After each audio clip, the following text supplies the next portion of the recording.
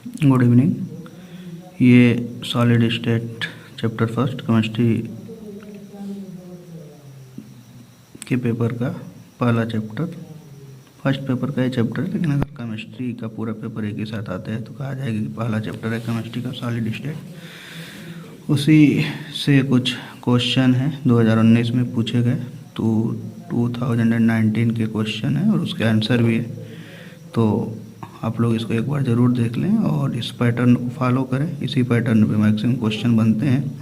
तो सिर्फ एक ही साल का क्वेश्चन अभी हम प्रोवाइड करा पा रहे हैं आप लोगों को, टाइम की कमी की वजह से।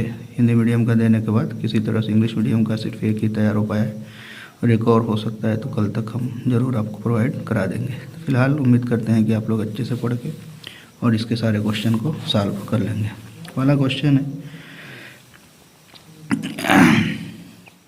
The relation between age length A and atomic radii of a FCC crystal lattice is। Atomic radii को किससे डिनोट करते हैं? R से। तो दोनों का रिलेशन पूछा है, तो आप पढ़े भी हैं कि FCC में क्या होता है ना कि फेस मतलब कि 8 कॉर्नर पे मॉलिक्यूल्स होते हैं और एक एक फेस पे होता है। तो मान लो ये फेस वाला बीच में हो गया और ये एक कॉर्नर का हो गया और ये कॉर्नर का हो गया, मतलब कुल मिला के 3 स्फेयर हो गए और तीनों आइडेंटिकल होते हैं, मतलब तीनों के रेडियस इक्वल होते हैं। तो अगर देखा जाए तो ये एक राइट एंगल ट्रायंगल का फॉर्मेशन करेगा और इसके हिसाब से अगर ये ए है और ये भी क्या है, ए है, तो इसका जो डायगोनल होगा क्या बोलते हैं उसको, हाइपोटेनस, ये होगा a√2। इसके हिसाब से एक आर इसका और एक आर इसका और 2 आर इसका, कुल मिला के मतलब FCC के लिए 4r = a√2 होता है। तो r = क्या हो गया, a√2/4। तो इसका आंसर क्या हो जाएगा, r √2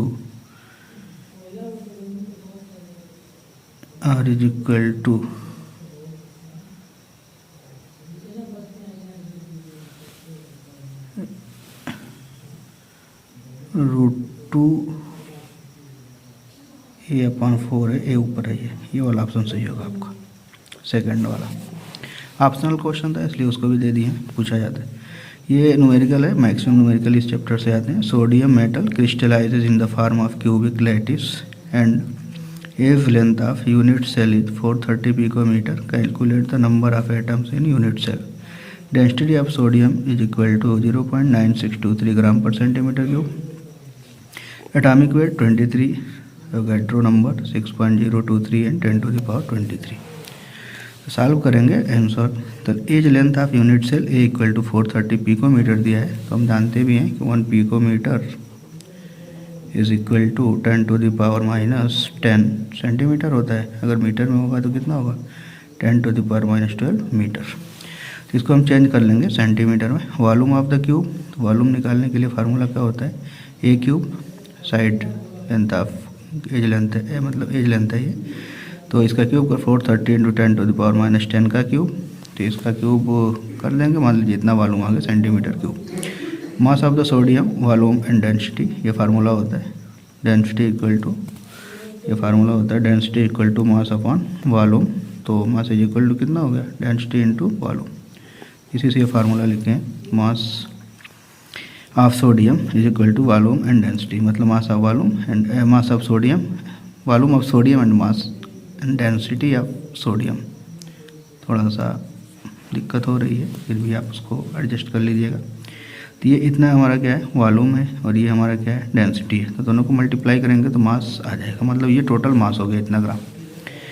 number of moles of sodium, number of moles आप पढ़े हैं, मास अपॉन मोलर मास। तो मास इतना है, अभी कैलकुलेट किया इसको, और मोलर मास सोडियम का कितना है, 23। तो दोनों को अगर आप डिवाइड करेंगे तो नंबर ऑफ मोल्स निकल जाएंगे। नंबर ऑफ एटम्स पूछा है, तो number of atom of sodium, तो molar number of moles into Avogadro number से मल्टीप्लाई कर देंगे तो नंबर ऑफ एटम्स निकल जाएंगे। और नंबर ऑफ एटम्स कितना आ गया, 2। तो अगर नंबर ऑफ एटम 2 होगा, इसका मतलब Na का जो क्रिस्टल है वो किस टाइप का है, BCC। ठीक है, अब यहाँ से आप ये भी याद रख लीजिएगा कि जो सोडियम क्रिस्टलाइज होता है और किस फॉर्म में होता है, BCC में। ठीक है, अगर नहीं भी दिया हो अगर कहीं पे, तो BCC ही मान के आप कैलकुलेशन कर लें। ठीक है। Next question, in which of the following total number of atoms are 2 in per unit cell. किस में 2 होते हैं, तभी यही पढ़ के आए हैं, अभी बताएं BCC में। BCC का फुल फॉर्म होता है body centred cubic unit cell. तो इसमें जो होगा 4 ऑप्शन वाले क्वेश्चन है, 4 ऑप्शनल है, तो इसमें से 2 सही हो जाएगा। देख लीजिएगा, पढ़ लीजिएगा सही से। Question number 4, if in a cubic lattice atom present at corners of the cube touch each others then calculate the packing efficiency of cubic lattice. मतलब सिंपल क्यूब में पैकिंग इफिशियंसी कैलकुलेट करना है। तो आप जनरल जानते भी हैं तो आंसर डायरेक्ट लिख सकते हो हेडिंग करके। अगर पहचान लिए क्वेश्चन से कि कौन सा क्रिस्टल है, लैटिस है, तो उसके हिसाब से डायरेक्ट हेडिंग लिख दो, packing efficiency in simple cubic lattice. In this crystal lattice atoms are located only at the corners of the cube. The atoms touch each other along the edge. Edge के मतलब के along ये सबको क्या करता है, टच होता है। एज का लेंथ कितना होता है a, और स्फीयर का रेडियस कितना है r, मतलब 2r equal to a। If the side edge length of the cube equal to a, radius of the each atoms r, तो a इक्वल टू कितना हो जाएगा 2r। Volume of the cubic unit cell, a cube होता है formula, तो उसके हिसाब से 2r का क्यूब, 2 का क्यूब 8 और r का क्यूब r क्यूब। ठीक है, तो ये हमारा टोटल यूनिट सेल का वॉल्यूम कैलकुलेट हो गया। Simple cubic unit cell contains only 1 atoms. Volume of the occupy space, तो ये कई एटम है और स्फीयर है, स्फीयर के वॉल्यूम का फार्मूला आपको पता है 4/3 पाई r क्यूब, तो इतना हो जाएगा। परसेंटेज पैकिंग इफिशियंसी होता है volume of 1 atom, volume of cubic unit cell. तो 1 एटम का कितना 4/3 पाई r क्यूब, और ये 8r क्यूब कैलकुलेट करें इंटू 100। ये यहाँ से तो पहले पुट करके कैलकुलेट करते हैं, तो इसको आप याद भी कर लें। π/6 इंटू 100 इक्वल टू 52.4% होता है। हो गया कैलकुलेशन, क्वेश्चन खत्म। नेक्स्ट क्वेश्चन है, एक्सियल लेंथ और edge length in cubic lattice. Cube में, सिंपल क्यूब में एज लेंथ का रिलेशन पूछ रहा है। a equal to b equal to c, a b not equal to c, a not equal to b not equal to alpha beta gamma, तो यही होगा, तीनों इक्वल होते हैं।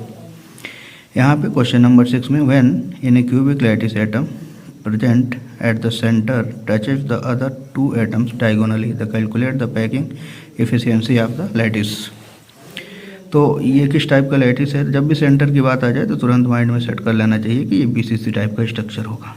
इन BCC structure atoms at the centre touches the other 2 atoms diagonally arranged. Packing efficiency in BCC structure हम general बनाए हैं वैसे ही, ये पूरा डायगोनल होगा, मतलब क्यूब का डायगोनल होगा। तो क्यूब का डायगोनल का मतलब ऐसे समझ लीजिए एक तरह से, इसमें क्यूब का डायगोनल निकालना होगा तो एक साइड a आएगा और दूसरा ये a√2 हाइपोटेनस, मतलब फेस का डायगोनल आएगा ये a√2, और ये वैल्यू जब हम कैलकुलेट करेंगे ये हमारा क्या होगा a√3, और इसी पर लोकेट हैं ये तीनों स्फीयर, एक यहाँ पे और ये सेंटर वाला है, और फिर ये वाला कॉर्नर वाला। एक r ये हो गया और ये मिला के r मिलकर 2r, और ये एक r ये हो गया, तो सब मिला के किसके इक्वल होंगे a√3 के। तो अब स्ट्रक्चर इसी तरह से अगर बुक में होगा तो देख के बना भी सकते हो, यहाँ पे डायरेक्ट लिखेंगे, एक्सप्लेन बहुत अच्छे से करना है। In this crystal lattice atoms are located at corners as well as centre of the cube. Corners पे होते हैं, साथ साथ सेंटर में भी होता है।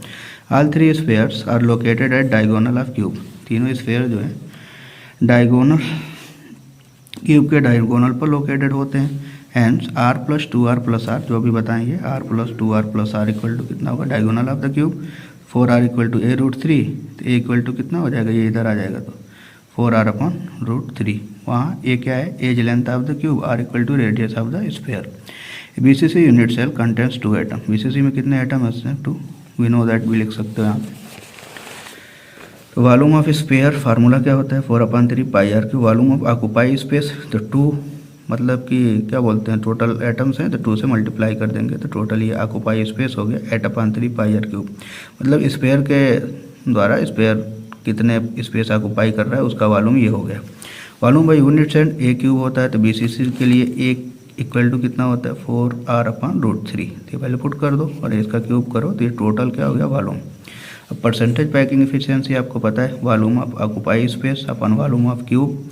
ऑक्यूपाई स्पेस का वॉल्यूम कितना निकाले अभी 8 पाई r क्यूब, तो ये ऊपर रख दो और इसका total volume 64 r³/3√3, 64 r³/3√3 into 100।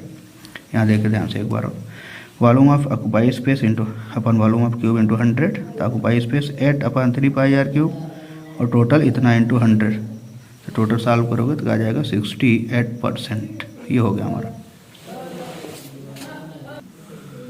Frenkel and Schottky both defects present in, किसमें होता है? NaCl KCl CH। याद कर लीजिएगा हमेशा के लिए, इंपॉर्टेंट क्वेश्चन कई बार आए। सिल्वर ब्रोमाइड में दोनों डिफेक्ट पाया जाता है। Calculate the number of unit cell in 58.5 gram NaCl। Sodium का एटॉमिक वेट 23, क्लोरीन का 35.5। सॉल्व करेंगे मोलर मास ऑफ NaCl, दोनों को ऐड करो कितना है? 58.5 ग्राम पर मोल। मास कितना दिया? Mass of NaCl 58.5 gram. Number of moles of NaCl, mass अपन मोलर मास डायरेक्ट लिख दिए, कितना हो गया? 1। Number of particles in NaCl, N into Na, formula हो जाएगा mole, number of moles into Avogadro number. Moles इतना 1 है तो 1 से मल्टीप्लाई कर दो, कितना हो गया? 6.022 into 10⁻23। Since NaCl crystallizes in FCC, hence Z equal to कितना हो जाएगा? 4। Number of unit cell calculate करना है ना, तो नंबर ऑफ पार्टिकल्स में नंबर ऑफ एटम से डिवाइड कर दो बस। 4 से डिवाइड करोगे, आंसर आ गया 1.505 10⁻23 आंसर। क्वेश्चन है, an element crystallizes in BCC lattice with cell edge length of 288 picometer. The density of crystal is 2.77 gram per centimeter cube. How many atoms will present in 208 gram of elements? थोड़ा सा sentence इधर उधर होगा, उसको सही कर लीजिएगा। Answer है in BCC crystal number of atoms present कितना होता है? 2 पता है आपको। Length of edge, length of edge है general edge length equal to कितना हो जाएगा? 288 पिकोमीटर। पिकोमीटर को सेंटीमीटर में कन्वर्ट कर लो, 288 इंटू 10⁻⁻10 सेंटीमीटर हो जाएगा। Density of crystal D value दिया हुआ 2.77 gram per centimetre cube. Molar mass of the element calculate करना है, यही एवोगाड्रो नंबर Na होता है आपको 6.022 10⁻23। We know that formula density is equal to Z into F/A³ into Na होता है। फार्मूला पुट कर दो वैल्यू को। m इक्वल टू m हमको कैलकुलेट करना है, तो लेफ्ट हैंड साइड में m को कर लो। m equal to D into A³ into Na/Z 2.77 288 10⁻³ का होल क्यूब 6.023 10⁻23 का मतलब 2। टोटल कैलकुलेट करने पर आएगा 19.922 ग्राम, 92 ग्राम। ठीक है। मास ऑफ द एलिमेंट दिया हुआ है 208 gram. Number of moles of the element, mass अपन मोलर मास, मास इतना हुआ, मास अपन मोलर मास, तो मास कितना? 208। ठीक है, ये मोलर मास इतना है, तो number of moles N into N है, तो 208 19.92 इतना, कुल मिला कितना? 6.288 10⁻24 एटम्स। ये आंसर हो जाएगा। फिर अगला है, volume of the unit cell of NaCl is 2.01 into 10⁻21 centimetre cube. Already volume calculated दे दिया है। Calculate the density of the unit cell of NaCl, तो आपको सब पता है। यहाँ पे NaCl क्रिस्टलाइज होता है FCC स्ट्रक्चर में, hence number of atoms in NaCl Z equal to कितना हो गया? 4। मोलर मास ऑफ NaCl पता है 58.5। डेंसिटी कितना है? D कैलकुलेट करना है। We know that D equal to Z into M/A³ into Na। Volume of NaCl of crystal कितना हो जाएगा? तो ये दिया है, ये A³ की वैल्यू इतना पुट कर दो, D इंटू इतना, तो टोटल कैलकुलेट करेंगे, आंसर कितना आ जाएगा? 0.193 ग्राम per centimetre cube. Question number 11, structure of sodium chloride is. अभी सोडियम क्लोराइड का अगर दिया है, नहीं दिया है, अब याद रखिए फेस सेंटर्ड क्यूब होता है। Structure of metallic gold crystal in centre cubic lattice, what if the number of unit cell in 2 gram of gold, atomic weight of the gold equal to 179। BCC crystal होता है, एक चीज़ हम बता रहे हैं। दूसरा, आप ये क्वेश्चन सॉल्व करके कमेंट करके आंसर जरूर बताइएगा। एक क्वेश्चन ही आपके लिए, the substance which represent paramagnetism, ये निकल चुका है सिलेबस से, फर्स्ट ईयर का है। मॉलिक्यूलर ऑर्बिटल थ्योरी से जब हम इसका डायग्राम खींचते हैं तो ऑक्सीजन के पफ 2 अनपेयर्ड इलेक्ट्रॉन होते हैं, इसलिए पैरामैग्नेटिज्म यही शो करता है। हुफ ट्रांजिशन मेटल ऑक्सीडाइज सो फेरोमैग्नेटिज्म, ये दोनों सिलेबस के क्वेश्चन नहीं है, फिर भी हम लिख दे रहे हैं, तो इसमें ये वाला आंसर होगा, तो इसको आप एक बार देख लीजिएगा। बस इतना ही फिलहाल देखिएगा, अगर कोई दिक्कत होगी तो फिर कमेंट करके ज़रूर बताइएगा। Thank you.